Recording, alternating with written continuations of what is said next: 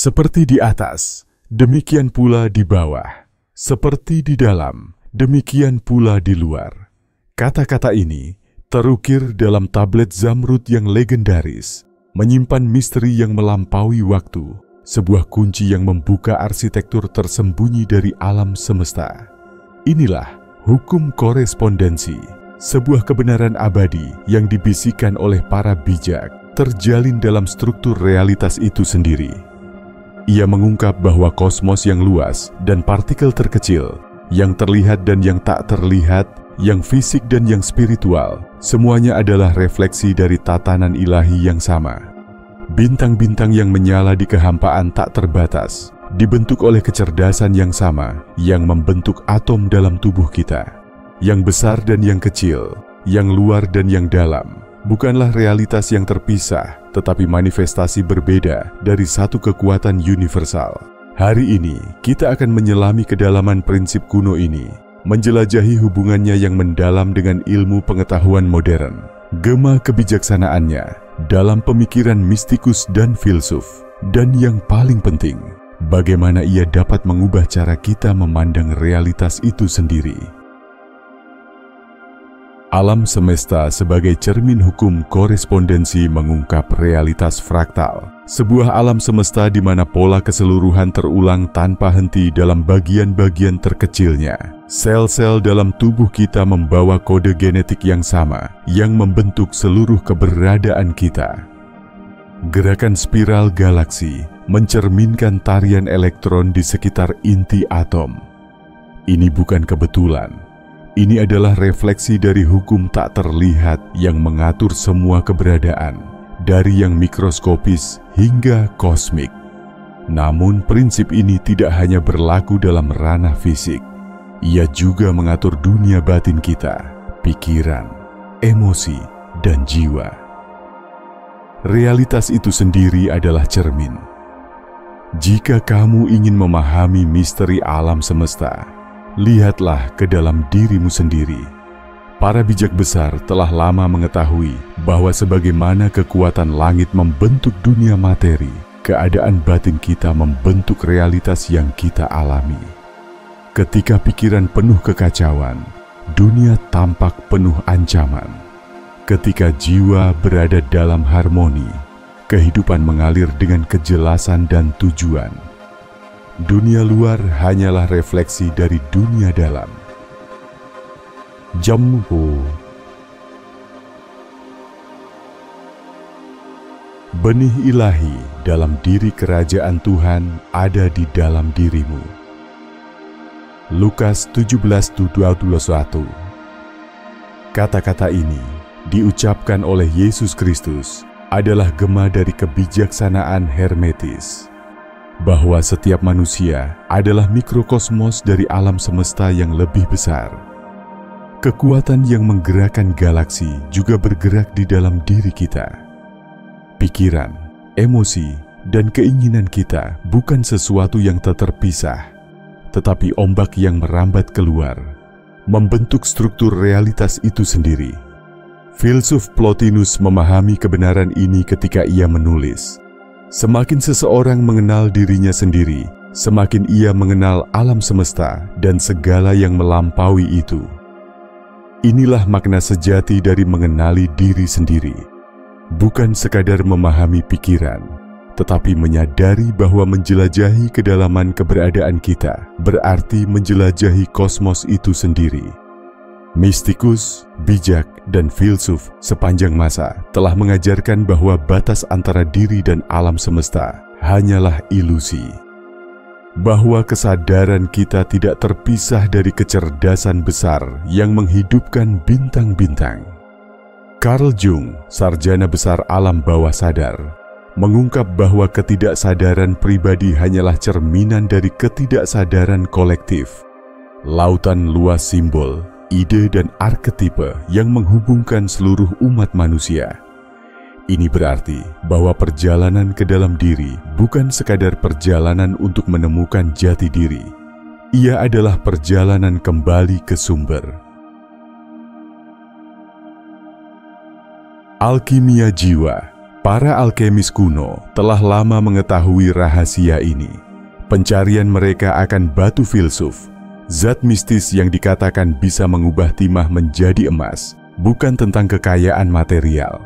Pencarian mereka adalah perjalanan menuju transformasi batin, mengubah timah dalam jiwa, ketakutan, keraguan, dan ketidaktahuan menjadi kebijaksanaan, kedamaian, dan penguasaan diri.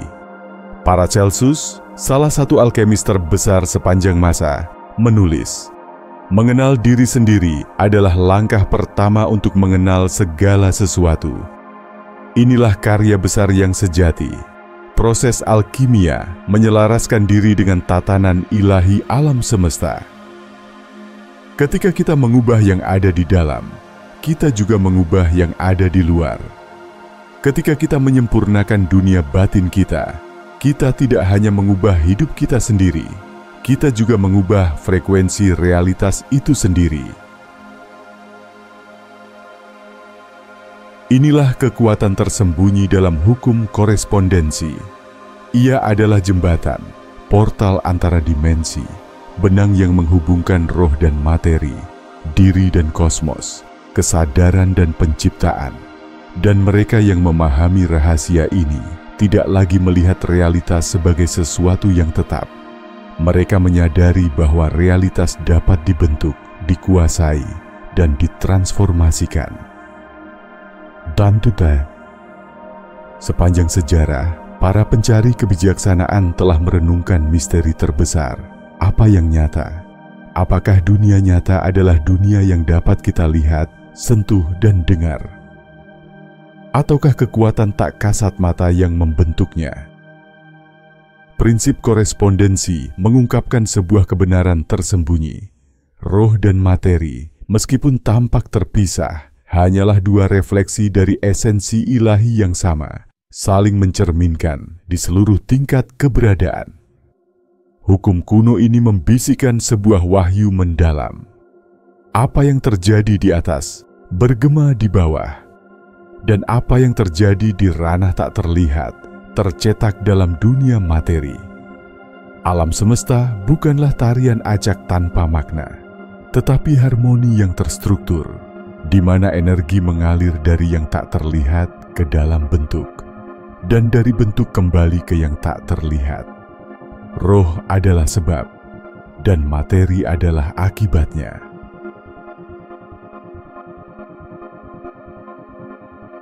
Cermin kosmik. Bayangkan realitas sebagai cermin kosmik yang agung. Setiap peristiwa, setiap perubahan, setiap transformasi di ranah yang lebih tinggi, pada akhirnya mengalir ke bawah, membentuk dunia fisik yang kita alami. Pikiranmu bukan sekadar pengamat. Ia adalah arsitek, jembatan antara roh dan materi. Pikiran yang kamu kembangkan, keyakinan yang kamu perkuat, dan niat yang kamu tanamkan bergetar ke dalam yang tak terlihat, membentuk dasar dari realitasmu. Lihatlah di sekelilingmu. Segala sesuatu bermula sebagai sebuah ide. Sebuah kuil megah dahulu hanyalah visi dalam pikiran penciptanya. Sebuah simfoni pertama kali muncul sebagai bisikan di hati sang komponis. Bahkan alam semesta itu sendiri, dalam keagungannya yang tak terbatas, mungkin tidak lebih dari sekadar mimpi dari sebuah kesadaran kosmik yang agung.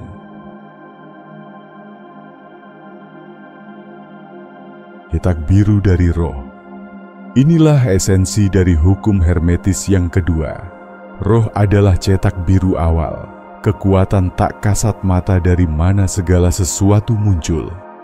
Sebaliknya, materi hanyalah roh yang dikondensasi menjadi bentuk, seperti air yang membeku menjadi es. Yang tak terlihat adalah fondasi tempat segala yang terlihat berdiri. Tetapi jika alam semesta beroperasi berdasarkan pola suci ini, maka kita pun tunduk pada desainnya.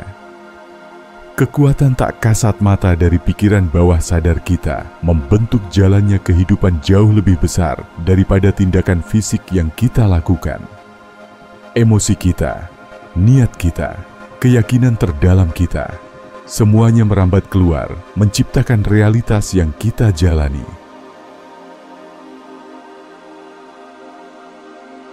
Rahasia yang dipahami para leluhur. Para leluhur memahami ini dengan baik. Mereka tidak melihat tubuh fisik sebagai entitas terpisah, tetapi sebagai ekspresi dari jiwa, sebagaimana akar pohon yang tersembunyi di dalam tanah menentukan kekuatan cabangnya. DNA adalah contoh sempurna dalam ilmu modern, sebuah struktur tak kasat mata, tetapi mengandung cetak biru penuh dari makhluk hidup, menentukan setiap aspek bentuk dan fungsinya. DNA adalah refleksi langsung dari hukum korespondensi, menunjukkan bahwa yang tak terlihat mengatur yang terlihat. Mengubah dunia dimulai dari dalam. Maka, jika kita ingin mengubah dunia luar kita, kita harus memulainya dari dalam. Tidak ada perubahan di dunia materi yang dapat terjadi tanpa terlebih dahulu terjadi dalam ranah pikiran, keyakinan, dan niat. Mereka yang mengejar kekayaan tanpa terlebih dahulu menumbuhkan pola pikir kelimpahan akan terus mengejar kemakmuran tetapi tidak pernah meraihnya. Mereka yang merindukan cinta tetapi menyimpan keraguan terhadap diri sendiri akan menemukan hubungan mereka diwarnai oleh ketidakamanan. Dunia luar tidak pernah mengkhianati pikiran, ia hanya mencerminkannya, tetapi disinilah letak rahasianya. Dengan menyelaraskan kembali kesadaran kita, kita juga menyelaraskan kembali takdir kita. Alkimia sejati, transmutasi jiwa. Inilah alkimia yang sejati, bukan mengubah timah menjadi emas, tetapi mengangkat ketakutan menjadi kebijaksanaan, keraguan menjadi keyakinan, kekacauan menjadi harmoni. Para alkemis agung memahami bahwa untuk menguasai realitas, seseorang harus terlebih dahulu menguasai dirinya sendiri.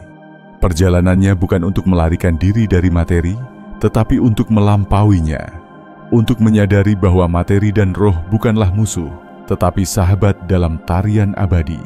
Ketika kita menghormati keduanya, ketika kita melihat yang ilahi dalam hal-hal yang biasa, ketika kita menerima dunia fisik sebagai perpanjangan dari yang spiritual, kita membuka kunci kekuatan sejati dari keberadaan. Pelajaran dari para bijak. Maka para bijak besar mengajarkan, hiduplah di dunia, tetapi jangan menjadi bagian darinya. Bentuklah materi, tetapi jangan diperbudak olehnya. Karena pada akhirnya, dunia materi tidak lain adalah roh yang bergerak. Sejak awal peradaban, manusia telah menatap alam semesta, mencari pola tersembunyi, struktur ilahi, dan hukum sakral yang terjalin dalam jalinan keberadaan. Para bijak besar zaman kuno berbisik tentang sebuah rahasia, sebuah hukum yang mengatur segala sesuatu, dari luasnya kosmos hingga butiran pasir yang paling kecil. Seperti di atas, demikian pula di bawah. Ini bukan sekadar frasa mistik, tetapi sebuah kebenaran tak terbantahkan yang terukir dalam dunia alami. Sidik jari kosmik yang mengungkap kesatuan antara mikrokosmos dan makrokosmos. Lihatlah lebih dekat dan kamu akan menemukannya di mana-mana. Lengan spiral galaksi yang jauh mencerminkan lengkungan halus dari cangkang Nautilus. Cahaya kilat yang bercabang di langit menyerupai urat-urat halus pada daun. Cara sungai mengukir jalannya melalui bumi tercermin dalam struktur pembuluh darah di tubuh kita. Pola yang sama terulang, berulang kali, di setiap skala keberadaan. Fraktal, bahasa tersembunyi alam semesta. Salah satu manifestasi paling jelas dari prinsip ini ditemukan dalam fraktal, struktur geometris yang berulang tanpa batas, dari skala terkecil hingga terbesar. Deret Fibonacci, sebuah kode numerik sakral, mengatur susunan kelopak bunga, spiral badai, formasi galaksi, bahkan proporsi tubuh manusia. Inilah bahasa kosmos.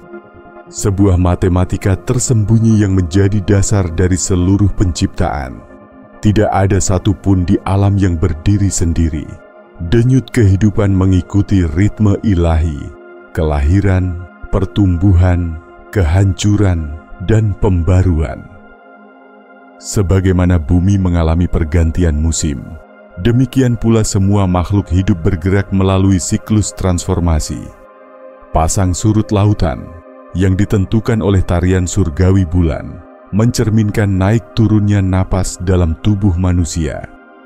Bahkan siklus tidur dan bangun kita, denyutan sel, dan gerakan benda-benda langit mengikuti hukum ritmis yang sama, membuktikan bahwa prinsip korespondensi bukan sekadar gagasan abstrak, tetapi cetak biru realitas itu sendiri. Struktur keberadaan, mikro dan makro, namun mungkin refleksi paling menakjubkan dari seperti di atas, demikian pula di bawah, ditemukan dalam struktur eksistensi itu sendiri. Lihatlah sebuah atom, di pusatnya terdapat inti, dengan elektron yang mengorbit mengelilinginya. Sekarang, tataplah tata surya, di jantungnya sebuah bintang, dengan planet-planet yang bergerak dalam harmoni sempurna di sekitarnya.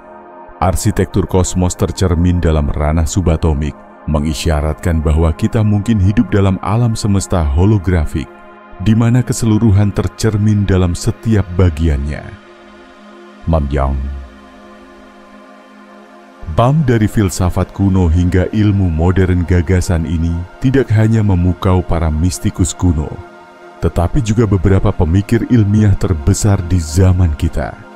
Pythagoras, filsuf dan matematikawan besar, menyatakan bahwa angka adalah prinsip dari segala sesuatu, menunjukkan bahwa realitas itu sendiri dibangun berdasarkan hukum matematika dan geometris yang meluas dari skala terkecil hingga terbesar. Fisikawan modern seperti David Bohm, seorang kolaborator Einstein, mengusulkan bahwa realitas bukan terdiri dari bagian-bagian yang terpisah, tetapi dari satu kesatuan tak terpisahkan. Sebuah jaringan luas yang saling terhubung, di mana setiap bagian mencerminkan keseluruhan alam semesta. Inilah esensi dari ajaran Hermetis. Apa yang terjadi pada satu tingkat realitas, bergema di semua tingkat lainnya. Matematikawan Benoit Mandelbrot, penemu teori fraktal, mengungkap bahwa pola yang berulang sendiri ini tertanam di dalam segalanya, dari bentuk awan dan pegunungan, hingga struktur paru-paru manusia dan percabangan pohon. Semakin dalam kita melihat, semakin banyak bukti yang kita temukan bahwa alam semesta bukanlah kekacauan tanpa makna, tetapi sebuah mahakarya yang dirancang dengan sangat cermat, di mana setiap bagian beresonansi dengan keseluruhan. Seperti di atas, demikian pula di bawah. Ini bukan hanya konsep mistik. Ini adalah hukum yang dapat diamati dalam keberadaan, sebuah kunci sakral yang mengungkap keterhubungan dari segala sesuatu. Para bijak kuno mengetahuinya, ilmu modern mengonfirmasinya, dan mereka yang benar-benar memahaminya, membuka kemampuan untuk menjalani kehidupan dengan kebijaksanaan, harmoni, dan kejernihan. Bagi mereka yang mencari, alam semesta adalah kitab yang terbuka, tertulis dalam bahasa korespondensi, simetri, dan kesatuan. Kekuatan korespondensi dalam kehidupan sehari-hari. Sejak awal waktu, para bijak dan mistikus telah membisikkan sebuah rahasia. Dunia yang kamu lihat di sekelilingmu tidak lebih dari cerminan dunia dalam dirimu. Hukum korespondensi mengajarkan bahwa realitas eksternal kita, kesehatan, kesuksesan, hubungan, hanyalah refleksi dari keadaan batin kita. Setiap pikiran, setiap keyakinan, setiap kebiasaan adalah benih. Dan seperti semua benih, apa yang kamu tanam dalam dirimu pada akhirnya akan tumbuh di dunia luar. Pikiran yang disiplin, tajam, dan terfokus menciptakan kehidupan yang tertata, sehat, dan penuh keberhasilan. Sebaliknya, pikiran yang tersebar, diselimuti ketakutan dan keraguan, menciptakan dunia yang kacau, stagnan, dan penuh perjuangan. Ini bukan sekadar filosofi. Ini adalah hukum.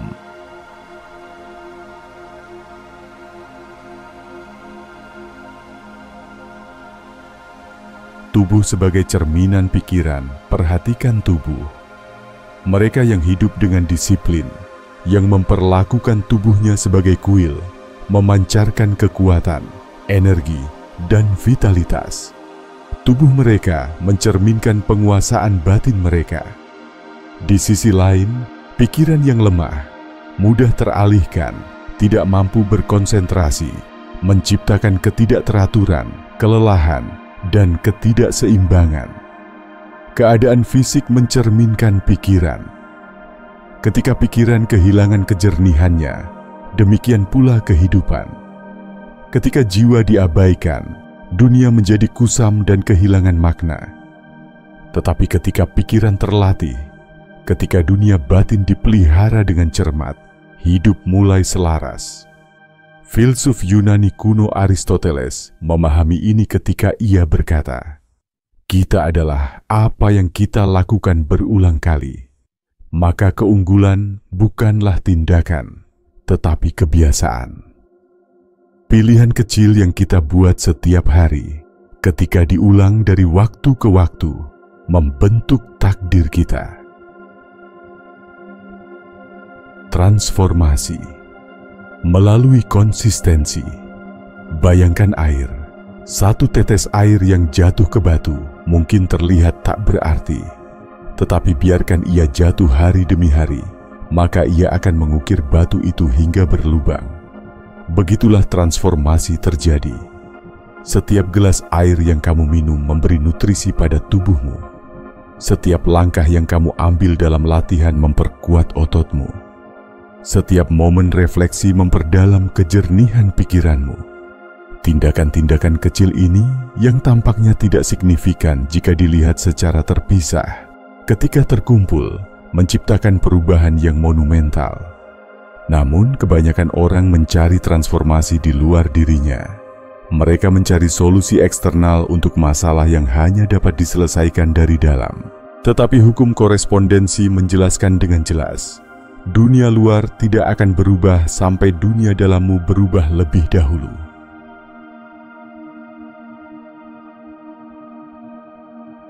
Menguasai. Hukum korespondensi pikiran yang dipenuhi dengan keyakinan negatif, ketakutan dan keraguan akan mewujudkan perjuangan, stagnasi, dan kegagalan. Pikiran yang terlatih dalam kejernihan, disiplin, dan fokus akan mewujudkan peluang, kesuksesan, dan kelimpahan. Kenyataannya adalah, setiap hari, kamu sudah membentuk realitasmu sendiri melalui pikiran, kata-kata, dan kebiasaanmu. Tetapi pertanyaannya adalah, apakah kamu melakukannya dengan sadar atau secara tidak sadar? Untuk benar-benar menguasai hukum ini, kamu harus terlebih dahulu menguasai dirimu sendiri. Mereka yang memahami prinsip ini tidak mencari transformasi di dunia luar terlebih dahulu. Mereka berjalan ke dalam. Mereka menguasai pikiran mereka. Mereka mendisiplinkan emosi mereka. Mereka membentuk kebiasaan mereka dengan niat yang jelas. Dan saat dunia batin mereka berubah, realitas mereka pun ikut berubah. Realitas adalah cerminan diri. Inilah alasan mengapa para guru spiritual sepanjang sejarah menekankan pentingnya disiplin diri, meditasi, dan refleksi. Ini bukan sekadar latihan, tetapi alat untuk membentuk realitas itu sendiri. Tubuh yang kuat, pikiran yang jernih, hidup yang tertata, semua itu bukan kebetulan. Mereka adalah refleksi dari jiwa yang telah menemukan tujuannya, roh yang bergerak dengan kepastian, dan pikiran yang beroperasi dengan presisi. Ketika kamu mulai hidup dengan kesadaran penuh, realitasmu berubah, hubunganmu berubah, kesehatanmu membaik, peluangmu berkembang, dunia di sekitarmu mulai mencerminkan kejernihan dan keseimbangan yang telah kamu bangun dalam dirimu. Alam semesta bukanlah kekacauan, ia adalah cerminan. Maka, tanyakan pada dirimu sendiri, apa yang sedang kamu cerminkan? Getaran apa yang sedang kamu pancarkan ke dalam cermin keberadaan? Realitas apa yang sedang kamu ciptakan melalui pikiran, emosi, dan tindakan sehari-harimu? Jawabannya ada di sekelilingmu. Lihatlah kehidupanmu, kesehatanmu, kesuksesanmu, hubunganmu. Mereka adalah refleksi paling jujur dari dunia batinmu. Dan jika kamu menginginkan perubahan, jangan melihat keluar, lihatlah ke dalam. Karena alam semesta tidak memberikan apa yang kamu inginkan. Ia memberikan apa yang kamu wujudkan. Seperti di atas, demikian pula di bawah. Seperti di dalam, demikian pula di luar. Alam semesta menunggu untuk kamu sadari, untuk melangkah ke dalam kekuatanmu, untuk mengklaim realitas yang selalu menjadi hakmu untuk ciptakan. Terima kasih telah menonton.